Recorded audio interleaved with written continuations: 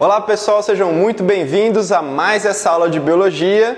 Nós vamos aqui falar um pouco sobre Botânica, terminando o conteúdo de Botânica. Essa é a nossa aula 17 do nosso curso intensivo e agradeço pela sua presença aí do outro lado, nos acompanhando nesse momento, tá bom? Então vamos dar início aqui, pessoal, lembrando que nós já falamos nas 16 aulas anteriores, revisando toda a parte da Biologia para o Enem e para os vestibulares que vocês vão enfrentar em janeiro, tá? Em janeiro, fevereiro, né, no caso.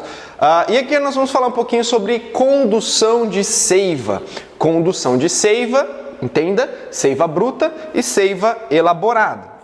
Basicamente, e lembrando que todos os slides que eu utilizo aqui na nossa apresentação, eu deixo aqui embaixo na descrição, né, do nosso vídeo aqui. E se você tiver algum problema para baixar e não conseguir, manda uma mensagem para mim que eu mando para você, tá bom? Então só lembrando o seguinte, antes de começar aqui, ó, nós temos os tecidos condutores, tá? Lembrando que os tecidos condutores, eles têm origem de onde? Duas situações, do procâmbio, nós falamos na aula passada, que é um tecido meristemático primário, tá? Que origina xilema e floema primário, e também do câmbio, que é a irresponsabilidade de originar xilema e floema secundários no crescimento secundário do caule e da raiz também, tá? Falando um pouquinho sobre o xilema. O xilema é um tecido, não é uma célula, tá? O xilema é um tecido, então ele é um tecido de condução de seiva bruta. Lembra que é a seiva bruta?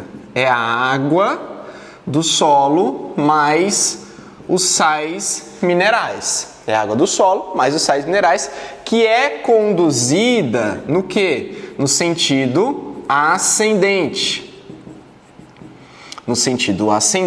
Ou seja, no sentido da raiz em direção às folhas. Tá? E é isso que nós vamos estudar nessa aula, como que a água do xilema, como que a seiva bruta sobe em direção às folhas sem gastar basicamente energia, sem ser bombeada de uma forma, tá, mais assintosa, gastando energia da planta. Tá? Outra coisa, as principais células, quando eu falar de xilema, nós vamos ter aqui, primeiro, as chamadas traqueídeos, tá? Traqueídeos são células mais primitivas, são células mais finas, com as extremidades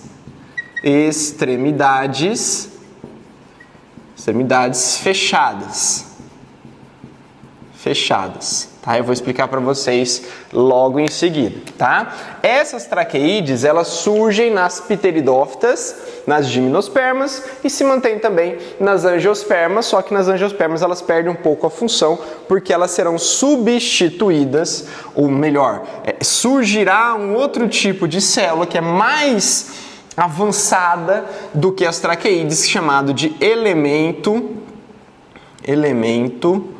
de vaso. Esse elemento de vaso, ele é exclusivo das angiospermas, tá? E ele tem as extremidades abertas.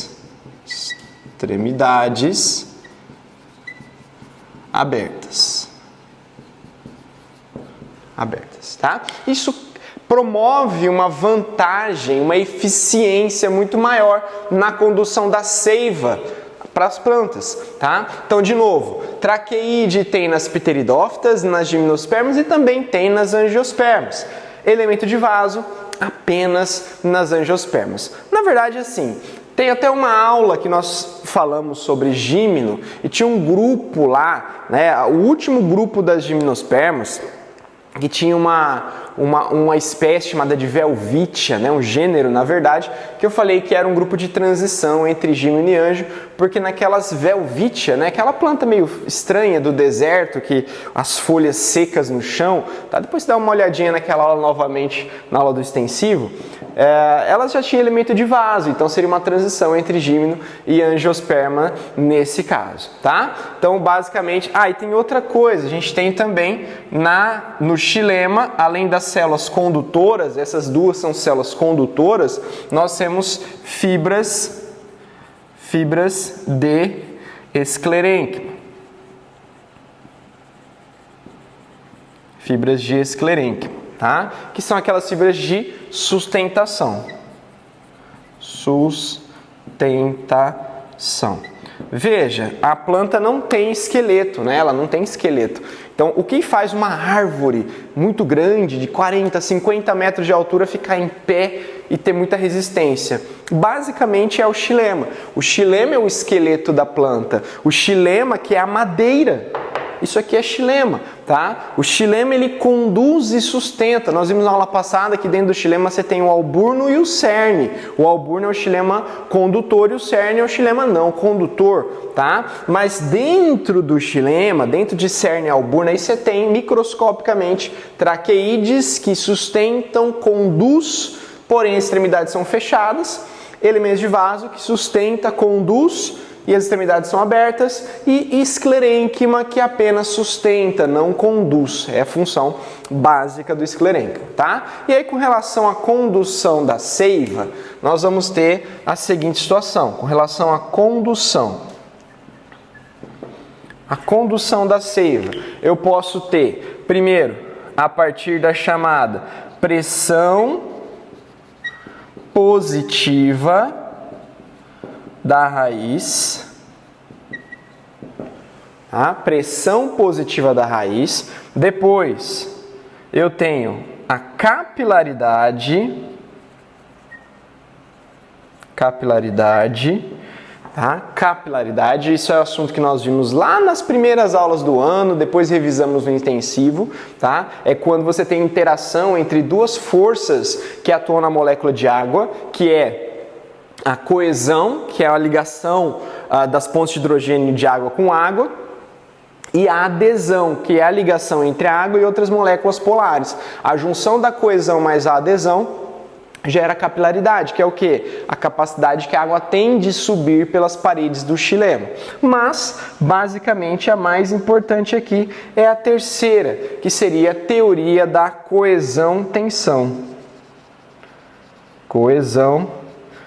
Tensão, também é chamada de teoria de Dickson, tá? Que é a atmosfera funcionando como uma bomba de sucção, como se fosse um êmbolo de uma seringa que é puxada e faz com que a coluna de água do xilema suba e a condução aconteça, tá? Então vou mostrar para vocês aqui algumas imagens, né? Fazia tempo que eu não falava imagens, certo? Aqui nós temos, lembrando que você pode acompanhar aí na sua casa pelo PDF que eu deixei aqui também, tá? Então, ó, isso é uma traqueíde, são células alongadas, mais finas, com as extremidades fechadas, tá bom?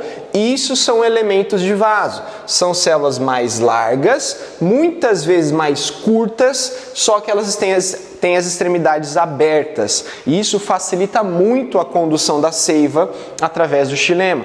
É como se eu fosse comparar, talvez, as traqueídees com canos fechados, tá? Canos fechados nas extremidades, mas perfurados nas laterais, e a água fosse conduzida pelas essas perfurações laterais e não verticalmente ali pela abertura dos canos, tá? Então teria uma condução, porque a água sairia de uma lateral do cano e passaria para outra e ia nesse zigue-zague lento, mas eficiente, tá? Enquanto quando eu comparo um elemento de vaso é como se eu estivesse comparando canos de PVC, canos de esgoto mesmo aberto, onde a condução é direta, é muito mais rápida, é muito eficiente, muito mais eficiente do que as traqueídes, tá? Aí nós temos aqui, ó, essa comparação é muito legal, porque a gente está vendo nessa mesma imagem aqui um elemento de vaso tá? E aqui ao lado, pequenas traqueídes. Então dá para ver a diferença do diâmetro, do calibre entre os elementos de vaso e as traqueídes ao redor. Isso dá para ver, né? Dá para relacionar bastante com a sua eficiência condutora, tá? E aqui, olha só que legal isso, nós temos uma comparação interessante. Nessa foto à esquerda, nós temos o corte de um caule de uma gimnosperma, provavelmente um pinheiro, tá? Toda essa parte vermelha é o xilema, corado, especialmente com um corante chamado de lignina, com um corante chamado safranina, que é um corante vermelho que tem adesão fortemente pela lignina. E lembra que lignina é uma substância presente na parede secundária das células vegetais.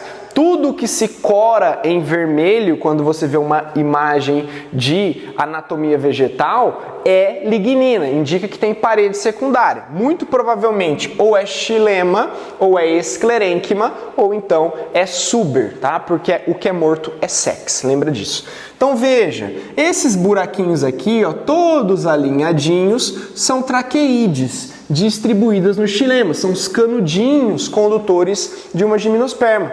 Quando eu olho para essa outra imagem aqui, eu vejo elementos de vaso de uma anjo.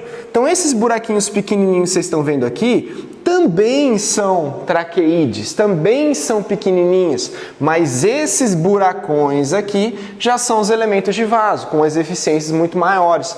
E dá para ver que eu tenho duas faixas bem claras aqui, ó. Uma faixa de elemento de vaso, uma faixa menor de traqueídes, outra faixa de elemento de vaso. Isso claramente é uma disposição chamada de anéis de crescimento. Os anéis de crescimento marcam muitas vezes etapas em que a planta passa dificuldade, seja por falta d'água ou por um frio mais exacerbado, mas basicamente é por falta d'água, tá? Você tem aqui essa parte onde os elementos de vaso estão grandes, estão amplos, é uma estação do ano de fartura, tem muita água para ser conduzida. Então a gente diz que isso aqui é o chamado lenho primaveril. É um anel de crescimento que foi produzido durante uma estação chuvosa.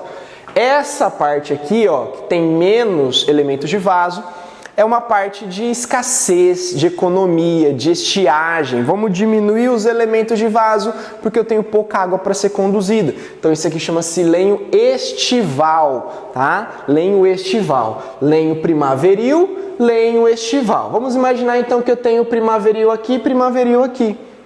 Primaveril, lembra? Uma época chuvosa. Uma época seca, uma época chuvosa. Se essa planta falar, professor, então quer dizer que cada anel de crescimento marca um ano de vida da planta? Se eu contar quantos anéis ela tem, eu vou saber quantos anos ela tem? Não é bem assim. Por quê? Depende muito do local que ela está. Pensa, se aqui eu tenho uma estação chuvosa, uma estação seca, uma estação chuvosa, se naquela região que ela está eu tenho chuva o ano inteiro, pode ser que ela não forme esse tipo de estação. Por exemplo, plantas da Amazônia dificilmente vão ter essa variação, tá? Agora, onde você tem plantas do cerrado, que você tem verão chuvoso, inverno seco, verão chuvoso, inverno seco, pode ser que você tenha, sim, essa relação de um ano, um anel de crescimento, tá bom? E aí, vamos falar um pouquinho sobre o transporte da seiva bruta, basicamente, né? Lembrando aqui a parte inicial e agora vamos falar da condução. Então, primeira forma de condução, como eu falei, é a pressão positiva de raiz. Na pressão positiva de raiz, se eu tenho que lembrar, é a capacidade que a raiz tem de absorver a água e impulsioná-la pelo xilema. Essa capacidade, essa força, essa pressão positiva, tá? Ela é dada de que maneira? Vamos lembrar que a raiz, muitas vezes, ela absorve, ela precisa, para absorver a água, eu falei na aula passada, tá? Para absorver a água, ela precisa absorver os sais minerais primeiro. E normalmente essa absorção de sais minerais, ela é feita de maneira ativa. Então pensa lá, eu tenho a raiz aqui, tá? Aí eu tenho sais minerais aqui fora e a água também. A água vai ser absorvida por osmose, tá? Então, os sais minerais, eles vão ser absorvidos, certo? De maneira ativa. Eu vou gastar energia absorvendo os sais minerais para o interior da raiz. Isso aqui é a raiz, tá? Depois, o que vai acontecer? Dentro da raiz ainda, a gente vai ter uma região positiva, uma região hipertônica, fora da raiz uma região hipotônica, a água está aqui fora, tá? E essa água vai entrar por quê? Porque ela vai por osmose do menos para o mais concentrado. E dependendo da diferença de concentração, a velocidade da osmose é proporcional a essa diferença. Quanto maior a diferença de concentração, mais forte é a osmose. Então, quanto mais eficiente a planta absorver os sais, mais concentrada é o interior da raiz, mais forte é a osmose e maior vai ser esse transporte. Essa sucção, essa pressão positiva vai ser maior. Independente, tá, da quantidade de sais que a planta absorva, normalmente essa pressão ela é suficiente para elevar a coluna de água do xilema até 3 metros de altura. Acima disso, a gravidade puxa, não tem força que exista que a planta consiga criar uma diferença de concentração para que essa pressão positiva aconteça. Lembrando disso, eu tenho duas questões relacionadas à chamada seca fisiológica. Lembra? O que é seca? Seca é falta d'água. Se não tiver água no solo, não tem o que a planta fazer para absorver. Agora, tem algumas situações que eu tenho água no solo, mas ainda assim a planta tem dificuldade de absorver. Primeiro, em solos salinos, como por exemplo, manguezais. Solos salinos como manguezais.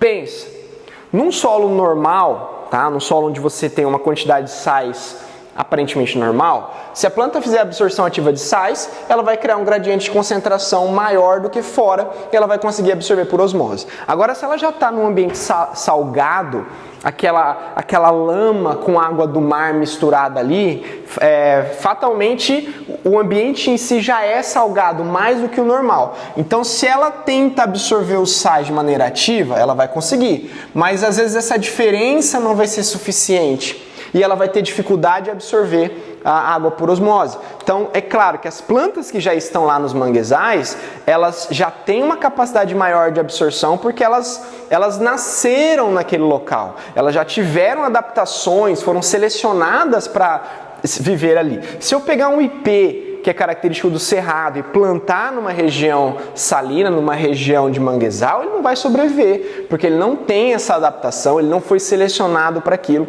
e com certeza ele vai morrer, tá? Outra questão da seca fisiológica é gelo, neve. O que é gelo? O que é neve? É água congelada.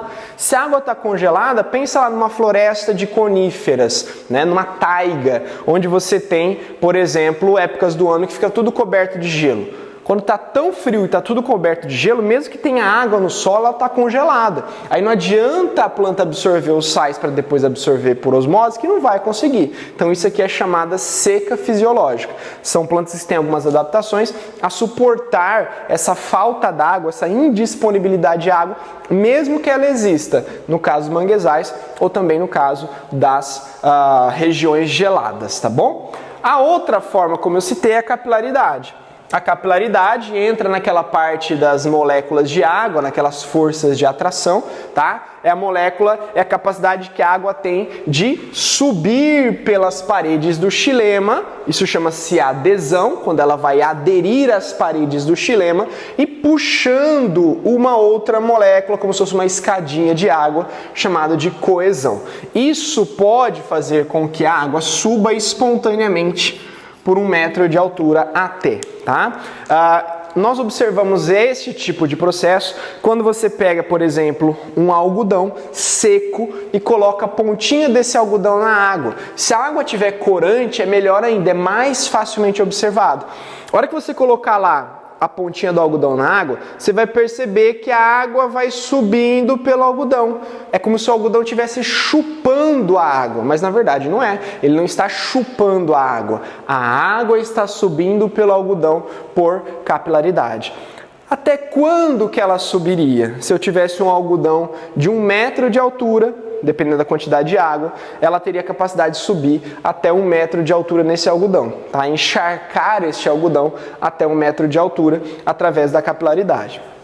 Então, se eu juntar as duas coisas aqui, né, capilaridade 1 metro, a pressão positiva de raiz mais 3 metros, eu chegaria a 4 metros. Então, se fosse só essas duas forças atuando na condução da seiva bruta, eu não poderia ter árvores maiores do que 4 metros, e a gente sabe que a maioria delas é maior do que isso. Então, o que explica definitivamente porque como a seiva bruta chega até as folhas de qualquer planta é a terceira forma, que é chamada teoria de Dickson ou teoria da coesão-tensão. Nessa terceira forma, diz que é a subida da coluna de água pelo xilema impulsionada pela quê? Transpiração foliar. As folhas transpiram, elas têm estômatos e elas perdem água na forma de vapor, tá? Para a atmosfera. E ao perder água na forma de vapor para a atmosfera, cria-se ali uma sucção da folha que puxa a água do xilema para ocupar o espaço da água que foi para a atmosfera. Então a tendência é, quanto mais seca for a atmosfera, mais transpiração ocorrerá, mais sucção ocorrerá e mais rápido vai ser o transporte pelo xilema, como se fosse uma seringa, né? Até nós comentamos na aula passada que eu não posso aguar as plantas nos momentos mais quentes do dia. Por quê? Geralmente nos momentos mais quentes do dia, a umidade atmosférica ela é menor, então a atmosfera está mais seca. Se a atmosfera está mais seca, a planta tende a transpirar mais. Se ela tende a transpirar mais, mais água vai ser transportada pelo xilema. Consequentemente, mais absorção vai existir no solo. Então, se você aguou a planta, ela vai abrir estômago e vai evaporar tudo ali através da transpiração, tá? A atmosfera é uma bomba de sucção. E veja que impressionante, essa força é capaz de transportar a água do xilema por até 160 metros de altura. A gente não chega nem perto disso. As maiores sequoias do mundo, elas chegam até 80 metros de altura mais ou menos, tá? Então ainda teria capacidade física, né, de uma planta ter 160 metros. Acima disso, não existe possibilidade, não tem como fisicamente a água chegar até lá em cima, tá bom? Então essa é a relação. Vou até fazer um esquema aqui da bombinha de sucção para vocês verem. Nós temos aqui a árvore, nós temos aqui a copa dela, que seriam as folhas, tá? Aqui nós vamos ter o solo e a água no solo, tá? E aqui eu vou fazer a comparação. Eu vou ter a seringa, tá? Essa seringa está dentro de um recipiente com água e aqui tenho o êmbolo ou embolo, né? O êmbolo da seringa. Certo? Bom, o que acontece? Se eu jogar esse êmbolo para cima, ele vai puxar, ele vai diminuir a pressão aqui e a água aqui do recipiente, a água vai entrar e vai preencher esse espaço. Quanto mais eu puxar o êmbolo, mais a água sobe. Quanto mais rápido eu puxar, mais a água sobe. Enquanto tiver água ali, né? Agora, se eu parar de puxar o êmbolo, a água não desce, ela continua lá. É a mesma coisa aqui, tá? Então, se a atmosfera ela tá seca, ela passa a ser uma bomba de sucção. Então a água, o vapor, ele vai sair pelas folhas e vai puxar toda a coluna d'água do xilema. Primeiro a água vai ser absorvida pela pressão positiva de raiz, depois vai subir um pouquinho pela capilaridade e depois ela vai subir até as folhas pela sucção desse vapor d'água que acontece ali, tá bom? Então essa é uma força que você pode comparar com o êmbolo da seringa e vai ser muito útil para você entender esse processo. Eu vou passar aqui uma outra figura para a gente fechar esse assunto.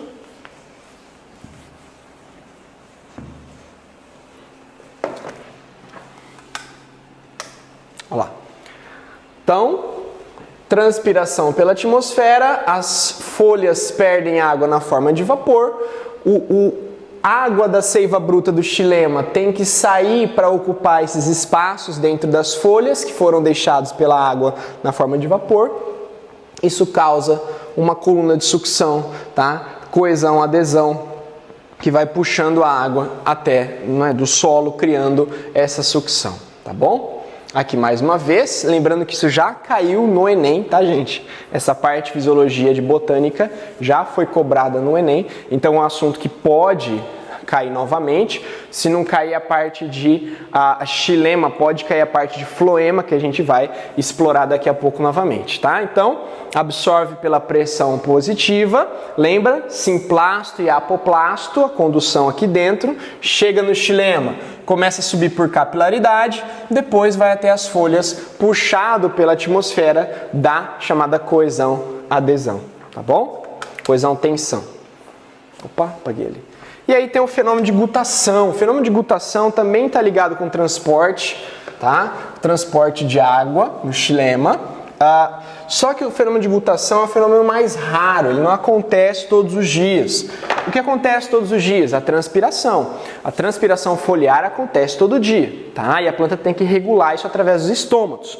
Na gutação, não. A gutação é um evento esporádico que só ocorre em algumas condições determinadas. E a planta não usa os estômatos para realizar a gutação. Ela usa estruturas nas bordas foliares chamadas de hidatódios. Esses hidatódios são pequenos buraquinhos que literalmente fazem a planta transbordar, tá, gente? Quando ela tem muita água e essa água não tem para onde ir, ela simplesmente transborda e aí ela acaba gotejando, gutação, tá? E é como se ela estivesse chorando, na verdade.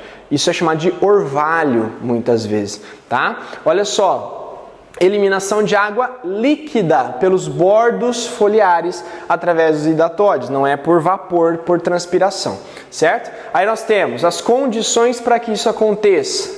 Primeiro, tem que ter baixa temperatura, porque em baixa temperatura a planta transpira menos, porque normalmente a atmosfera está mais úmida e tem baixa temperatura, ela permanece no estado líquido ali, certo?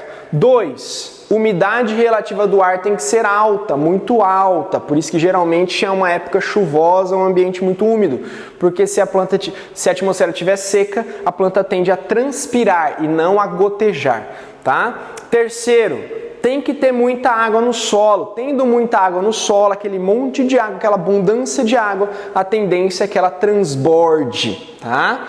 E depois nós ainda temos a ausência do vento. Por que a ausência do vento?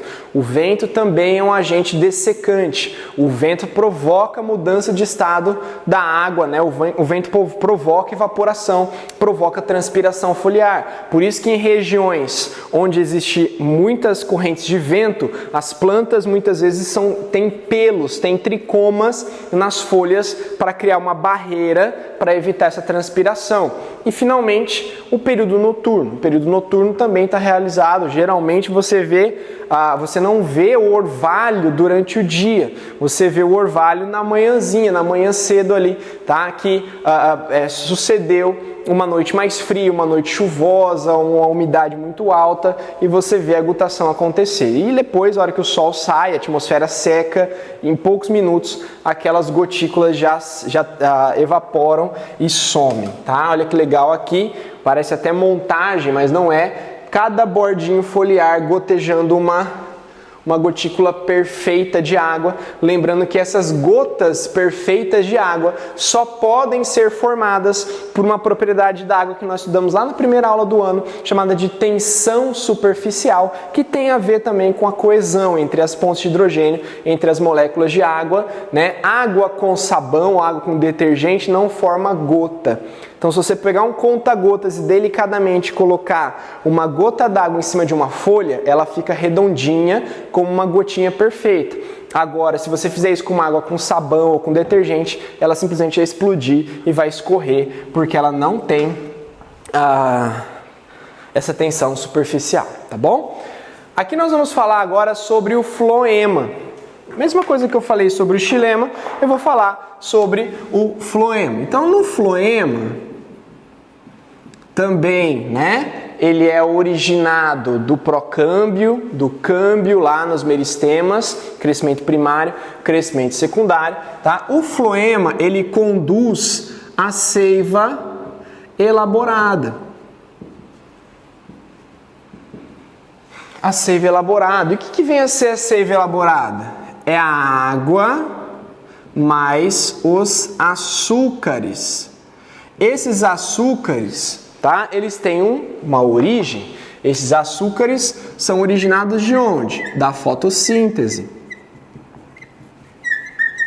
Açúcares da fotossíntese. E esta água, veja só, esta água, ela é originada do xilema. Então a seiva elaborada, ela é a água do xilema que é desviada para o floema e lava e leva e conduz o açúcar da fotossíntese. Se não existir água do xilema, o floema também não tem transporte, tá? Outra coisa bem interessante é o sentido de condução. Ele é o sentido descendente, tá? Na maioria dos casos, das folhas para as raízes, tá? Na maioria dos casos, mas Scarna fulvestre, ele pode ter o sentido ascendente, tá? Ele pode ter o sentido ascendente, Pode ter o sentido ascendente? Pode. Quando? Das folhas para o ápice. Tá? Então, por exemplo, você tem lá a plantinha, você tem a plantinha aqui, você tem o ápice foliar, você tem algumas folhas aqui, certo? Se normalmente, né, a fotossíntese acontece nas folhas, o açúcar está aqui, o floema tende a conduzir esse açúcar para baixo no sentido das raízes. Mas a partir da última folha, o ápice caulinar, por exemplo, ele precisa também receber açúcar. Então, nesse caso, ele tende a subir para levar o açúcar lá também. É por pressão também, né, gente? É por pressão, é como se você pegasse uma mangueira d'água e pressionasse, abrisse, a água tende a espalhar. Tá? Então, se você tiver maior parte do encanamento voltado para baixo, ele tende a descer, mas pode ser que um pouquinho suba e vá para o ápice nesse caso, certo? A gente sempre relaciona a condução da seiva como se o xilema fosse ascendente, né? O xilema sobe, o floema desce, o xilema é descendente, xilema de raiz para folha, floema de folha para raiz. Mas é importante ter essa observação que o floema pode sim ser ascendente quando for das folhas para o ápice caulinar. É questão essa que já caiu na fulvestre, tá? Agora com relação às células. Vamos lá. Lembra que lá no xilema nós tínhamos a traqueídes, elementos de vaso e tínhamos fibras de esclerênquima. Aqui nós vamos ter as chamadas células crivadas, que são células semelhantes às traqueídes, tá? Então elas também são fechadas nas extremidades. E diferente do xilema, que é morto, o floema é vivo. E sempre próximo a uma célula floemática, existe uma célula com núcleo que é auxiliar da célula floemática. Então, nesse caso, a célula crivada, ela vem de um auxílio, de uma proximidade com uma outra célula auxiliar chamada de célula albuminosa. Tá? Coisa que não existe no xilema. Tá? Essa aqui, ó, é a mesma coisa da traqueide. Surge nas pteridófitas, se mantém em gimnospermas e também em angiospermas, mas ela vai diminuindo a sua importância, tá? Porque a condução dela não é tão eficiente. Depois ela vai ser substituída pelos elemento de tubo crivado. O elemento de tubo crivado está para o floema, assim como o elemento de vaso está para o xilema. A diferença é que no xilema, os elementos de vaso são completamente abertos, tá? Eles são completamente abertos, como um cano de PVC perfurado mesmo, certo? Tanto que a gente chama aquela placa chamada placa de perfuração, que é onde as extremidades abertas completamente perfuradas que não tem membrana plasmática. Já o floema, esse elemento de tubo crivado, tá? Ele tem a chamada célula companheira. Essa célula companheira tem o mesmo papel da célula albuminosa, que é garantir a sobrevivência do elemento de tubo crivado, mesmo sem a presença do núcleo, né? Que o elemento de tubo crivado não tem núcleo, o floema não tem núcleo, mas é vivo, certo? E diferente do xilema, que tem uma chamada placa de perfuração nas extremidades, então se eu pegar aqui, por exemplo, ó, um elemento de vaso do xilema, tá? Isso aqui é um elemento de vaso. Aqui é completamente aberto, eu chamo de placa de perfuração. Perfuração, tá? Se eu pegar lá um elemento de tubo crivado do floema, ele não vai ter uma placa de perfuração. Não vai ter. Ele vai ter a chamada placa crivada. Qual que é a diferença entre placa de perfuração? Pensa assim, um cano de PVC. Um cano de PVC é um elemento de vaso, xilema. Aí eu pego um cano de PVC e passo um plástico filme na boca dele e furo com a caneta. Isso é o floema. Esse plástico filme que eu passei na boca do cano de PVC nada mais é do que a membrana plasmática da célula do elemento de vaso, de tubo crivado. Lembra que eu falei que são células vivas? Se são células vivas, elas têm que ter membrana plasmática. O xilema não, são células mortas, não tem membrana plasmática, tá? E normalmente, ao lado ali do elemento de vaso, eu tenho juntinho dele a chamada célula companheira. Célula companheira, companion cell, tá? E aí eu vou mostrar para vocês outras características aqui, tá bom? Então, ó, elementos de tubo crivado tem placa crivada nas extremidades. Nas angiospermas, eles acabam surgindo. Associa sempre com o elemento de vaso do xilema, é o elemento de tubo crivado do floema, tá? Célula companheira, que é essa aqui, fica ao lado de cada elemento de tubo crivado e garante a sobrevivência dele, garante a produção de proteínas, garante a transcrição de RNA, tá? A proteína é produzida na célula companheira e é passada para o elemento de tubo crivado, tá bom? Observando aqui ó, algumas imagens. Tudo que está em vermelho aqui são fibras, tá? São fibras. Ah, professor, faltou o que aqui, ó? Lembra, célula, elemento de tubo crivado, célula crivada, elemento de tubo crivado, faltou também esclerênquima. Tem fibras de esclerênquima no floema também, assim como no xilema. Tem menos quantidade, mas tem, tá? Aqui eu vejo o floema como um todo e tem algumas células, dá para identificar aqui, ó. Algumas células maiores e outras células menorzinhas, assim, tá? Ó, células maiores e células pequenininhas.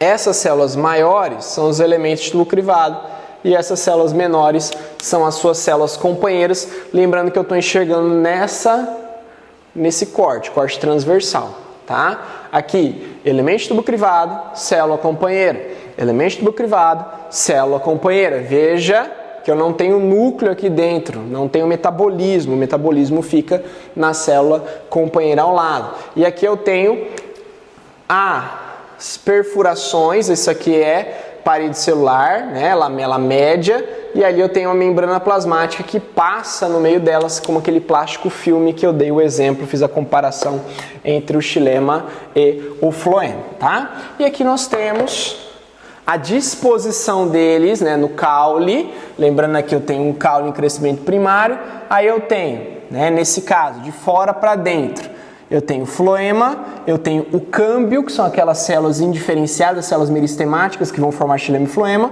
e eu tenho xilema para dentro. Veja que a condução do xilema é ascendente, aqui eu tenho a chamada placa de perfuração, a condução do floema é descendente e aqui eu tenho a placa crivada, tá? Nas células. E aqui mais uma vez aquela ordem de camadas no tronco, isso aqui você tem que saber porque já caiu, tá? Outer bark seria a tradução casca externa, basicamente isso aqui chama-se periderme, floema, o câmbio, o xilema, e aqui heartwood, que seria o cerne. Nesse caso, ele coloca heartwood, né, o coração da madeira, como cerne, e o xilema ele relaciona como alburno. Alburno.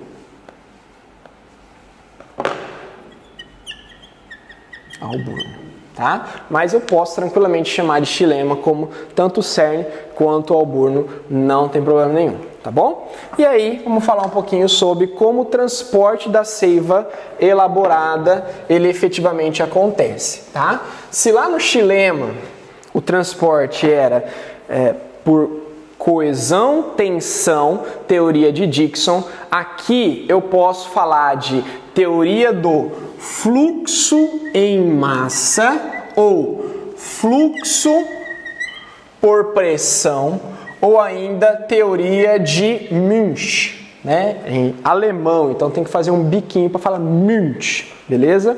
Aí nós temos o que, ó? A seiva do floema se move das folhas, que é o meio hipertônico, em direção à raiz, que é o meio hipotônico. Normalmente essas folhas nós denominamos fonte. É a fonte de açúcar, é a fonte de alimento. E a raiz nós denominamos dreno. Dreno por quê? Porque ela vai consumir aquele alimento, consumir aquele açúcar produzido pelas folhas. Além, né, da raiz com o dreno, qualquer outra parte da planta que for consumir o açúcar pode ser um dreno. O caule pode ser um dreno, um tubérculo, né, pode ser um dreno.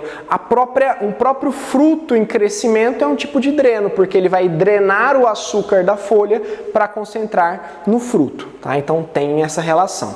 A água que circula pelo floema é originada do xilema, basicamente isso foi o que eu falei agora há pouco para vocês, tá? Agora veja aqui, ó, esse esquema. Eu vou até apagar a luz. Turn off the lights. Ó. Então aqui eu tenho o xilema, aqui eu tenho o floema, tá? Aqui eu tenho a minha fonte. E aqui eu tenho o meu dreno, ok? Aqui eu tenho a folha fazendo fotossíntese, produzindo glicose, produzindo sacarose e jogando para cá, tá? Célula de parênquima, essa célula de parênquima vai jogar açúcar no floema. E ao jogar açúcar no floema, essa região floemática vai ficar muito concentrado em açúcar, muito concentrado. Então isso aqui vai ficar, ó, hipertônico. Quando comparado ao próprio xilema. O xilema não tem sais? Tem.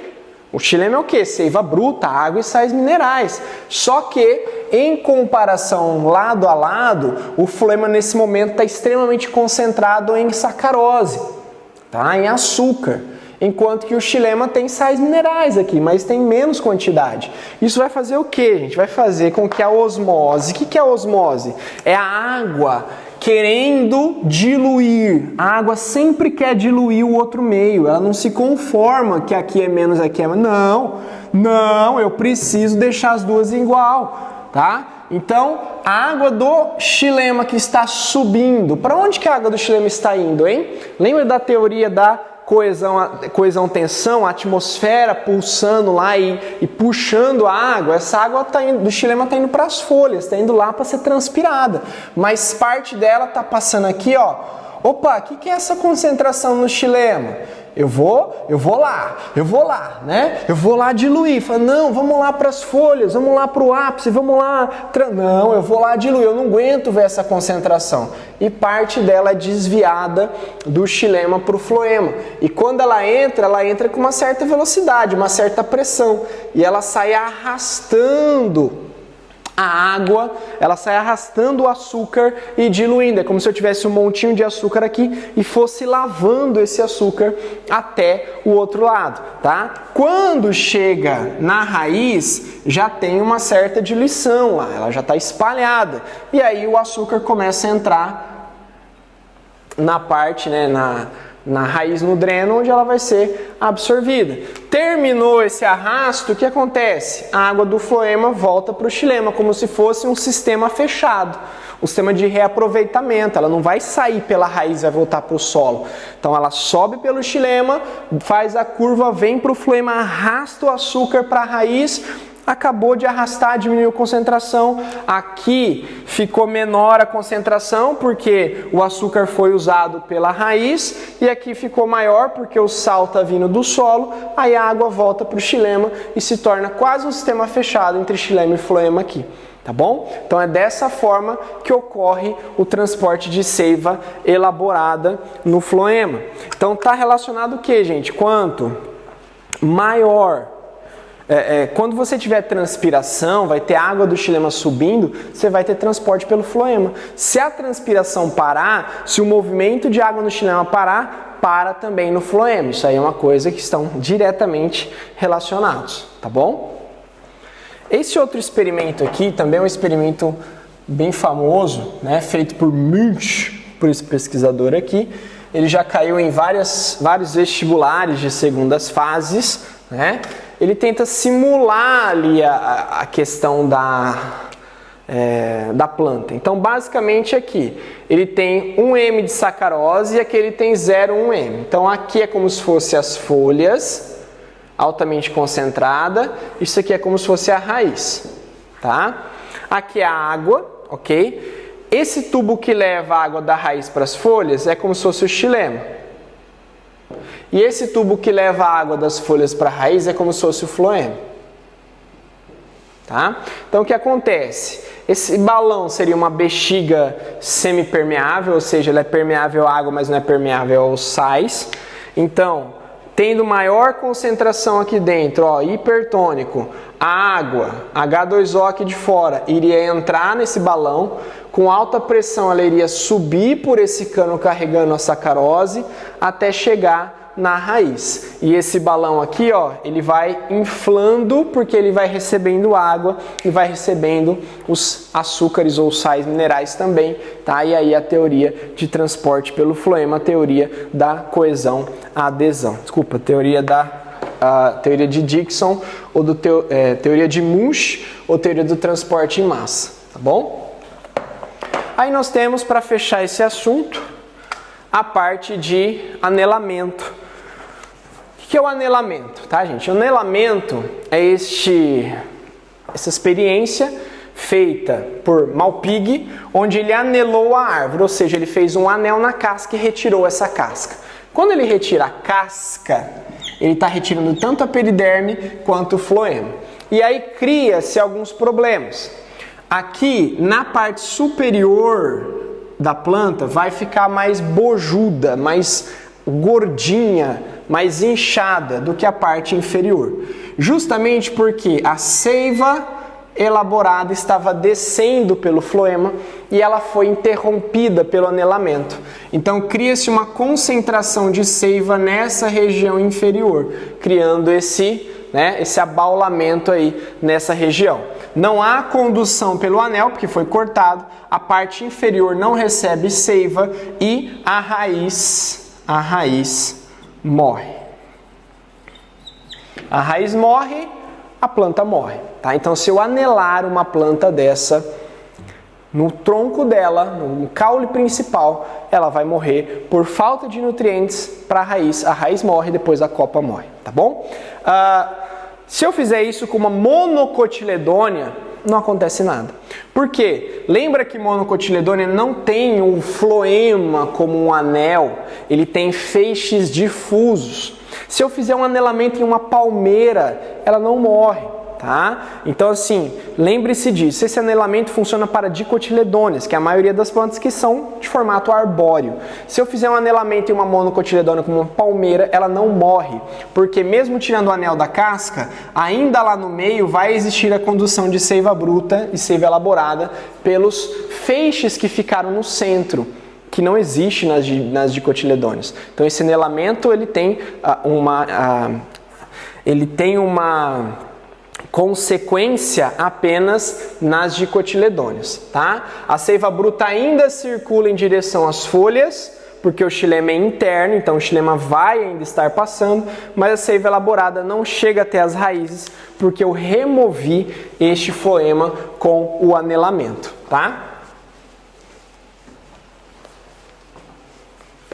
Aí eu tenho aqui, se caso o anelamento for feito em um galho e não no tronco principal, eu não mato a planta. Por quê? Olha só, a seiva elaborada estava vindo das folhas e foi interrompida aqui e parou aqui. Essas 4 folhas vão parar de mandar seiva para as raízes, porém não foi anelada a planta. Então as outras folhas vão continuar mandando seiva para a raiz e ela não vai morrer. Ou seja, se eu anelar um dos galhos, eu não mato a planta.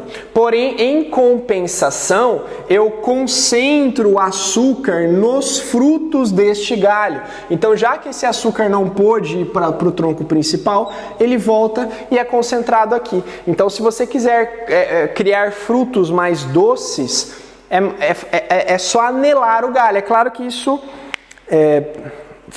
economicamente, talvez, na questão de manejo, é quase inviável. Você vai ficar saindo anelando o galho de todas as árvores, ou grande parte deles, é muito improvável. O que acontece, por exemplo, é uma seleção de drenos. Vamos pensar lá num parreiral, né? Numa plantação de uva, e que o galho da uva deu 5 cachinhos de uva. Aqueles 5 cachinhos bonitinhos vão crescer e vão virar 5 cachos de uva. Mas pensa, eles estão no mesmo galho, eles estão competindo pela mesma fonte de recurso. Desses 5, se eu abortar, se eu picotar, se eu cortar 3 e deixar só 2, eu vou dar a mesma fonte de recurso para 2 cachos de uva, que podem crescer muito mais e ficar muito mais doces. Então esse tipo de manejo é muito importante na lavoura.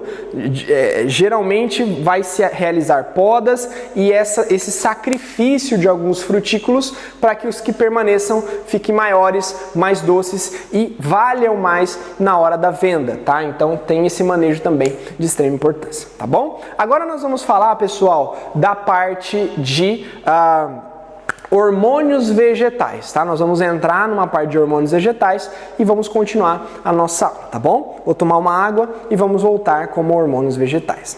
Segura aí. Voltamos aqui então para falar sobre os hormônios vegetais. Pessoal, hormônio é uma substância sinalizadora, assim como na parte de fisiologia humana, que nós vimos também no nosso intensivo, que os hormônios eles eram produzidos em um local e iam atuar em outros locais do animal, na planta é a mesma coisa. Hormônios vegetais são produzidos geralmente no ápice do caule, nas folhas, na raiz, ou até mesmo em partes injuriadas da planta, como frutos, e são liberados e vão atuar para mudar o metabolismo das plantas. Então, basicamente aqui, é muito mais fácil do que os hormônios lá na fisiologia humana, que a gente tinha só da hipófise 8 hormônios.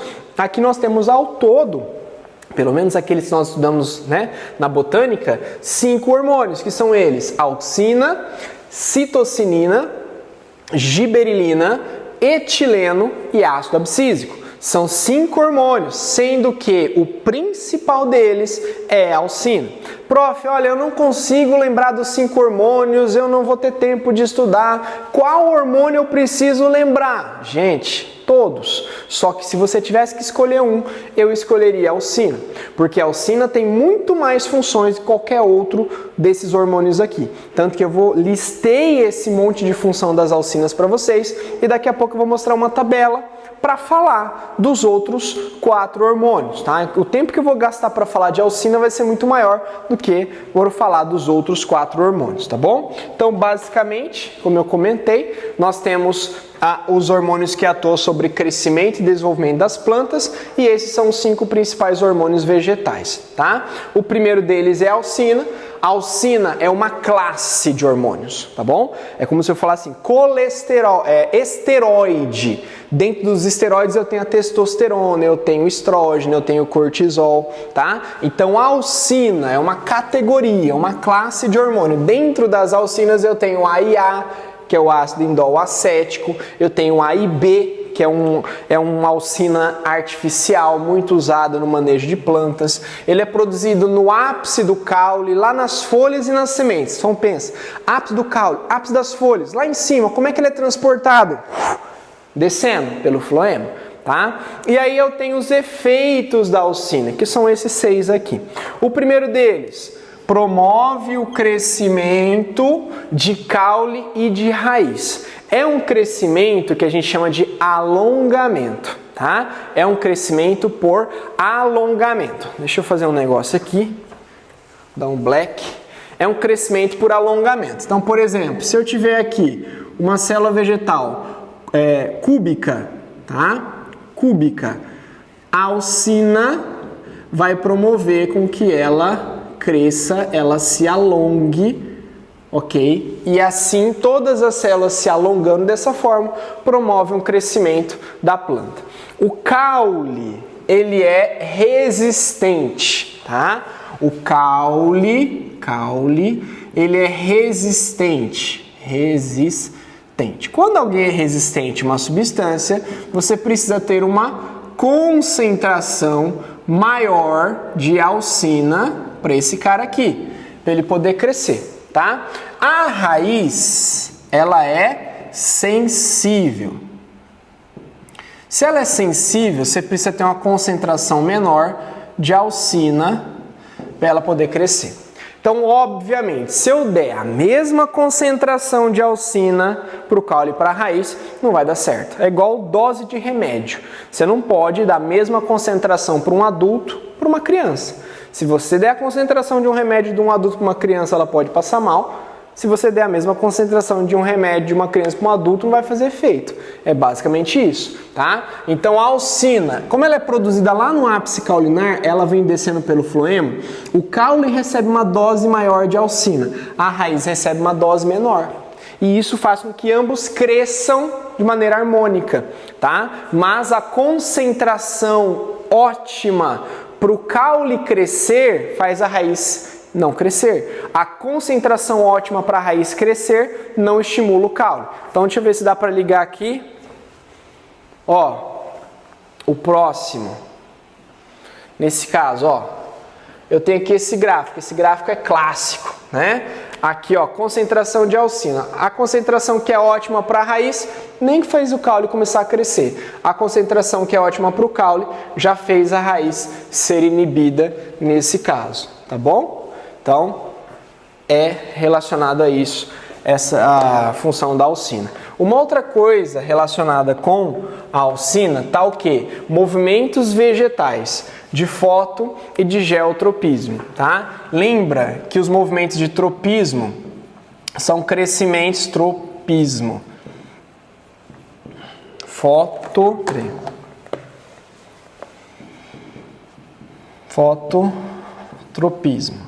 São crescimentos orientados. Então, por exemplo, a luz está batendo da janela para dentro da sala, a planta tende a crescer em direção à luz. Por quê? Porque a alcina, ela se degrada com a luz, ela é fotossensível. Então, o lado iluminado tem menos alcina do que o lado escuro. E o lado escuro, por ter mais alcina, tende a crescer mais. Então veja aqui, ó, o lado iluminado é esse é o lado escuro. Então, tendo mais alcina, o lado escuro cresce mais. E quando o lado escuro cresce mais, ele tende a se voltar, a planta tende a se voltar para a luz, tá? Então, com relação aos tropismos, aqui eu tenho tropismo, fototropismo. No caule, eu vou chamar de fototropismo positivo, porque a alcina faz a parte escura do caule crescer e a planta se volta em direção à luz. Enquanto que a raiz tem fototropismo negativo. Na raiz é o contrário, a parte escura da raiz que ficou acumulada, concentrada com a alcina, ela é inibida. Então é a parte clara que cresce, voltando a raiz para contrário à luz, por isso que a fototropismo é negativo. Em relação à gravidade, nós temos o geotropismo. O geotropismo, o caule cresce contra a gravidade, então ele tem geotropismo negativo. Já a raiz cresce a favor da gravidade, tá? Como geralmente os dois estímulos estão presentes, eles atuam de maneira conjunta, né? Então, se eu tenho lá um caule deitado na luz, ele vai crescer para cima, em direção à luz e encontrar a gravidade. A raiz é a mesma coisa, ela tende a crescer para baixo para encontrar o solo, e a alcina participa desse processo, tá? Uma outra coisa relacionada à alcina chama-se dominância apical. O que é a dominância apical, gente? Quando eu tenho o ápice do caule, tem aqui, ó, o ápice do caule. Esse ápice do caule produz uma grande quantidade de alcina, tá? E essa grande quantidade de alcina, ela vai inibir as chamadas gemas laterais. Na base de cada folha, onde a folha tem o seu pecíolo inserido no caule, eu tenho o que a gente chama de gemas axilares ou laterais. E essas gemas estão inibidas pela alcina produzida pelo ápice. Se eu fizer o quê? Se eu fizer, ó, uma poda, ó, eu podei, aqui tá, eu realizei uma poda do ápice. As folhas vão continuar do jeito que elas estavam ali, bonitinhas, ok? Só que com a poda do ápice é como se eu não tivesse mais um líder.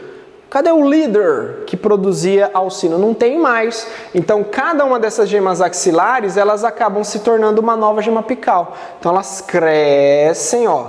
Cada uma delas cresce e se torna uma nova gema apical. E ao se tornar uma nova gema apical, passam a produzir mais folhas, tá? E elas também passam a produzir alcina. Agora, quem era oprimida passa a oprimir, né? Quem era inibida passa a inibir. Então, essa gemazinha lateral que estava sendo dominada pela gema apical, depois da poda passou a ser uma gema apical e passou a produzir alcina e dominando as suas próprias gemas laterais. Então isso é importante porque quando você faz a poda da planta, você diminui a produção de alcina e libera as outras gemas para crescer, você induz uma ramificação. Você estimula uma liberação de novas gemas, novos galhos, novas folhas. E isso vai fazer a planta ficar mais saudável, ela vai crescer e pode produzir mais frutos, mais flores. Então isso é interessante também economicamente. Você pode produzir mais flores, ela vai ficar mais vistosa, mais bonita, com mais frutos, tá? Então existe uma importância econômica na poda. A poda ela não tende a agredir a planta, na verdade ela é benéfica, tá? Porque ela vai estimular o crescimento das gemas que antes a alcina acabava por dominar, tá bom? Uma outra coisa ali é o crescimento das raízes adventícias. Raiz adventícia são raízes que surgem a partir do caule, né? Nós vimos isso na aula passada, na aula de morfologia. Então deixa eu só mostrar para vocês aqui Ó, aqui é o fototropismo, né? O feijão crescendo dentro de uma caixa escura, procurando essa fonte de luz. Aqui é o geotropismo, o vaso deitado, até mesmo no extremo, o vaso de cabeça para baixo. A planta faz a curva para cima através do geotropismo, tá? E aqui é uma demonstração de dominância apical. Eu cortei o ápice, essas gemas laterais que estavam inibidas, elas passaram agora a se desenvolver, tá bom? E aqui é a produção de raiz adventícia. Então, na produção de raiz adventícia, o que acontece? São raízes do caule. Algumas plantas têm, por função ou por capacidade, naturalmente produzir raiz adventícia, outras não, tá? Eu coloquei aqui estacamento, é uma estaca. O que é uma estaca? É tipo você pegar o galho de uma árvore e fincar no chão e nascer uma nova planta. Nem todas as plantas são assim, tá? Algumas têm mais facilidade, outras não. Mas se você pegar esse galho que você cortou, tipo assim, um pé de rosa, uma roseira, você foi na casa da avó lá e você viu que ela tem uma roseira no jardim que você queria ter na sua casa. Ah, eu vou plantar a semente da rosa. Não, você vai pegar um galho, uma rosa, ou você ganhou um buquê de rosa do namorado, por exemplo. Você pode pegar esse buquê de rosa, se você pegar uma rosa e fincar no chão, não vai virar uma roseira. Mas se você deixar ela mergulhada na água com alcina por alguns dias, a base da rosa ela vai emitir raízes. Se você plantar essa rosa, sim, ela pode vingar e pode nascer uma roseira, tá? Então isso é um processo chamado de reprodução assexuada em plantas, chamado de estacamento, beleza? Uma outra coisa também que as alcinas estão relacionadas é a produção de frutos. Porque lembra que eu falei lá no comecinho que a alcina ela era produzida no floema, nas folhas e nas sementes. Então, quando você tem o que? Uma flor que fecundou. A flor tem o ovário e dentro do ovário tem os óvulos. Então, quando os óvulos foram fecundados, os óvulos viram sementes. E ao se tornar sementes, eles produzem alcina. E ao produzir alcina, a alcina faz a parede do ovário virar fruto. Então, por que o fruto existe? Porque o óvulo foi fecundado e virou semente. E a semente fez o ovário virar fruto. Dá para ter semente sem fruto? Claro que dá. Já as gimnospermas são a prova disso. Então, por que gimnosperma não tem fruto? Não é porque ela não tem semente, é porque ela não tem ovário em uma flor. Se a gimnosperma tivesse ovário em uma flor, ela teria fruto, mas ela não tem, tá? As angiospermas, eu consigo ter frutos sem semente? Algumas plantas fazem o que nós chamamos de partenocarpia, como a banana, mas é porque ela já tem um melhoramento genético ao longo do tempo. Se a gente pegar uma banana selvagem, ela é muito pequena, dura e cheia de sementes, muito diferente da banana que a gente consome hoje. Mas eu posso ter, por exemplo, frutos sem sementes utilizando hormônios, que também não é muito viável, porque acaba sendo muito caro. Mas se eu pegar, por exemplo, veja essa figura aqui, ó. Aqui eu tenho o morango, que é um pseudofruto, eu tenho os seus frutículos chamados de aquênios, tá? Veja que se eu tirar os aquênios ainda quando o morango está jovem, ele para de crescer, ele fica desse tamanico. Ele não cresce mais sem os frutículos porque eu não tenho a alcina natural para fazer ele se desenvolver. Mas se eu pulverizar a alcina, ele vai crescer. E veja que ele cresce até diferente, ele cresce meio redondo, né? Porque ele não tem a disposição ali dos frutículos do aquênio. São eles que produzem a alcina. Então, se eu pegar, por exemplo, uma flor e antes dela ser fecundada, se eu pulverizar a alcina, ela vai se transformar num fruto sem semente, mas economicamente não é viável esse tipo de produção. Como que os frutos sem semente são produzidos? Por melhoramento genético, cruzando variedades de plantas que produzem sementes cada vez menores. Uma diferença bem legal que dá para você comparar na sua casa é se você for pegar um limão siciliano e um limão Tahiti, aquele verdinho. O limão siciliano, quando você abre e espreme, além do suco, cai um monte de semente. O limão siciliano é cheio de semente, tem umas 10 sementes lá dentro. Tá? Tanto que se você espremer num copo ali, vai ter que ficar caçando semente para tirar o suco do limão.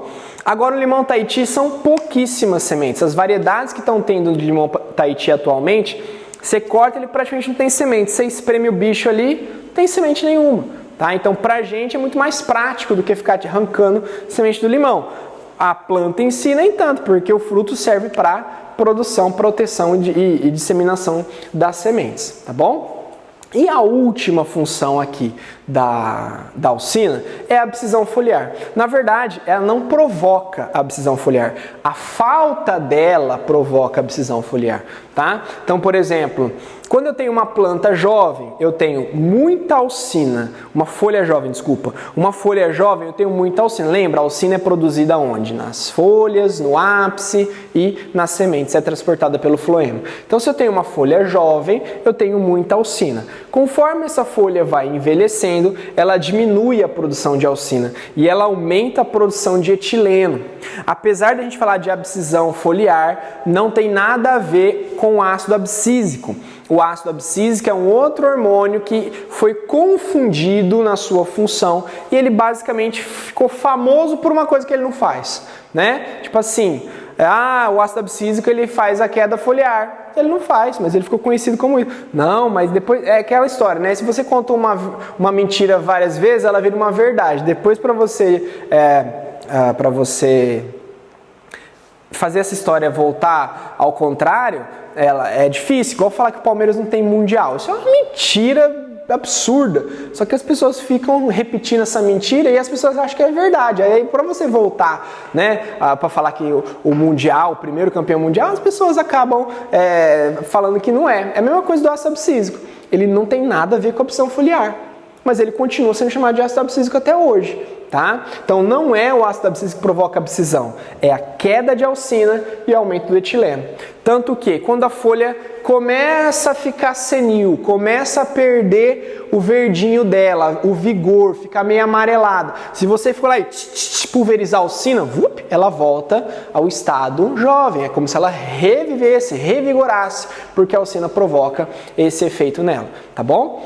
E é isso. Aí eu vou mostrar para vocês a tabela dos outros hormônios para a gente encerrar esse assunto e passar para a última parte da aula. Então, giberelina são produzidas também no mesmo local das alcinas, no ápice do caule, nas folhas jovens e nas sementes. Consequentemente, elas são transportadas também pelo floema. Mesma coisa da alcina. Então, alcina e giberelina são produzidas e transportadas pelo mesmo local. Crescimento por alongamento. Lembra que as alcinas, a primeira coisa que eu falei sobre a alcina era isso? Então, giberelina também tem a mesma coisa que a alcina, mas é só isso. O restante, giberelina não faz. E o que mais importa nas giberelinas? Lembra? G de giberelina, G de germinação. Ela promove a germinação das sementes. Então, quando eu tenho uma semente que está prestes a germinar, é porque ela está produzindo giberelina. Quem está produzindo? O embrião que está lá dentro da semente, porque ele recebeu condições ideais para a germinação acontecer. Tá bom? Isso é giberelina, ok? Citocinina. Citocinina já é o oposto da alcina. É produzida lá no ápice da raiz. Se é produzida no ápice da raiz, ela pega uma carona com quem? Com o xilema. A citocinina também promove o crescimento da planta. Só que diferente da alcina e da giberelina, que promove por alongamento, a citocinina é por divisão, mitose, divisões celulares, lá naqueles meristemas que tem, tá, nos ápices. Crescimento também retarda o envelhecimento. A citocinina ajuda, por exemplo, a evitar a abscisão foliar. Por quê? Porque ela estimula a divisão celular, tá? Aí vem o etileno, que é o único hormônio gasoso. Esse vale a pena anotar. É o único hormônio gasoso, ok? Produzido pelos frutos, pelas partes injuriadas dos frutos. Você já viu sua avó pegando um mamão verde, fazendo uns risquinhos na casca do mamão e dias depois ele está amarelinho, tá? Algumas frutas têm essa capacidade. São chamados frutos climatérios. O que são frutos climatérios? São frutos que amadurecem após a colheita. Na verdade, eles precisam ser colhidos ainda verdes para chegar até a mesa do consumidor no ponto certo. Exemplo, mamão, banana, abacate, são frutos climatérios, diferente da maçã. Se você colher uma maçã mais ou menos no pé, ela vai ficar assim até apodrecer, ela não vai amadurecer, tá? Então tem essa observação, ok? Quanto mais eu machucar e concentrar esse gás, mais rápido vai amadurecer. Então, se eu pegar um mamão verde, não fizer nenhum ferimento e deixar ele ao ar livre, ele vai demorar para amadurecer. Se eu fizer um risquinho na casca dele e colocar numa sacola plástica para concentrar esse gás, ele vai amadurecer muito mais rápido. A banana, se você quiser fazer a banana amadurecer rápido, deixa ela na sacolinha plástica, fechada, fora da geladeira, abafada, ela amadurece de um dia para o outro. Agora, se a banana já está madura ali, né, próximo, eu quero fazer com que ela pare de amadurecer. Tira todas as bananas do cacho, porque o cacho muitas vezes acaba emitindo etileno. Pode deixar ela aberta ao ar livre ou ainda pode pôr na geladeira, porque a temperatura diminui a produção de etileno. Por isso que frutas climatéricas precisam ser transportadas refrigeradas muitas vezes para não amadurecer, tá? O único inconveniente é que deixar a banana na geladeira faz o quê, gente? A casca ficar escura. E as pessoas acham que aquela casca preta é podre, né? Mas antes de você jogar uma banana preta fora, abre a casca dela e vê se ela está madura, que às vezes ela está perfeita por dentro, ela só escureceu a casca, tá bom? Outra coisa que pode acontecer, nos ceasas, no centro de distribuição, eles podem pegar bananas verdes próximos para ser comercializado e no meio do galpão acender uma fogueira de serragem, fazer uma fumaceira ali. Sabe aquela fumaceira que faz quando coloca serragem naquele defumador e libera fumaça nas abelhas? É como se você estivesse fazendo isso nas bananas. Aquela fumaceira vai acelerar o amadurecimento da banana e ela vai produzir muito etileno e vai fazer com que ela amadureça de um dia para o outro, mas assim, é um amadurecimento forçado. Você já chegou na sua casa e foi pegar uma banana amarelinha, perfeitinha, madura, ela estava difícil de tirar do cacho, estava a casca meio que rasgando, e a hora que você foi morder, deu aquela sensação de amarrar a boca. Essa banana, você pode ter certeza que ela foi forçada a amadurecer dessa forma. Ela não estava na hora. Ela foi forçada, amadureceu de um dia para o outro, só para estar amarelinha lá no mercado, para que você fosse convidado a comprar, e aí você acabou se lascando, tá bom? Então, esses são os efeitos do etileno. E aí vem o ácido abscísico. O ácido abscísico, ele é um hormônio ruim? Não, ele é um hormônio produzido pelas várias partes da planta, liberado ou transportado pelo xilema, e ele é um hormônio, gente, inibidor de crescimento. O que é inibidor? Então ele é ruim, porque ele é oposto de alcina, giberelina, ele inibe o crescimento. Tem hora que você tem que ter alguém para te falar assim, ei, calma, dá uma segurada, vai com calma, você pode quebrar a cara, não pula de uma vez não, né? Vê se está fundo aí. Dá aquele conselho amigo, né? Esse é o ácido abscísico. Então, se você tiver lá, por exemplo, um momento muito seco do dia, a planta com o estômago regalado ali, transpirando horrores, o ácido abscísico vai falar, ei, estômago, fecha aí. Dá uma fechada, dá uma segurada, porque senão a gente vai transpirar até morrer aqui. Aí o estômago fecha, tá? Ou então, ele pode relacionar a dormência das sementes. A semente lá querendo, eu vou germinar, eu quero germinar, Semente, calma, fioche, calma, nós estamos dentro do fruto. O que você quer germinar aqui dentro do fruto? Não vai dar bom, vai dar ruim, né? A gente está dentro do saco de feijão, semente. O que você quer germinar aqui dentro do saco de feijão? Calma, dá uma segurada. Então você tem ali a produção do ácido abscísico para isso, tá? Inibidor de crescimento. Lembra do lenho estival, lenho primaveril, que tinha mais ou menos elementos de vaso? Tá ligado ali. Uma estação seca, o ácido abscísico falou, xilema, dá uma segurada, diminui a produção aí de elemento de vaso, produz um pouco mais de traqueíde, um pouco mais de fibra, vamos economizar energia, tá? Então, tá relacionado a esses importantes fatores o ácido abscísico. Beleza? Fechamos aí a parte de hormônios e para encerrar nossa aula vamos falar sobre fotoperíodo, plantas de dia curto, plantas de dia longo e encerramos essa parte de botânica. Vamos lá. Voltamos aqui então agora para falar de fotoperíodo. O que é um fotoperíodo, pessoal? Fotoperíodo é a quantidade necessária de luz ou escuro, ou seja, da duração do dia ou da noite, tá? Que determina se uma planta vai florescer ou não. Lembra, esse assunto nós vimos lá na parte de extensivo da apostila 7, que falava sobre os chamados fitocromos, que eram pigmentos que respondiam à luz, estavam ativos durante o dia, inativos durante a noite. O fitocromo, para ser ativado, ele precisava de um flash de luz, apenas uma duração muito rápida do dia, tá? Ele lentamente se inativava durante a noite, tá bom? Então, se você quiser revisar com detalhes essa aula, vai lá na apostila 7 do extensivo, que tem a aula completa para você, tá bom? Eu vou passar aqui basicamente os principais pontos. Primeiro, para eu determinar se ela é uma planta de dia longo ou uma planta de dia curto, eu tenho que entender o que é o fotoperíodo crítico. O fotoperíodo crítico é o limite de tempo de exposição à luz que vai fazer uma planta florescer, tá? Fotoperíodo crítico. O fotoperíodo crítico, toda planta floresce no seu fotoperíodo crítico, tá? Toda planta floresce no fotoperíodo crítico. A questão é se ele está acima ou abaixo do fotoperíodo crítico e se floresce ou não floresce. Aí eu vou considerar se ele é uma planta de dia longo ou de dia curto. Por exemplo, a planta A, ela tem o seu fotoperíodo crítico de 8 horas, ok? A planta B, ela tem o seu fotoperíodo crítico de 12 horas, ok?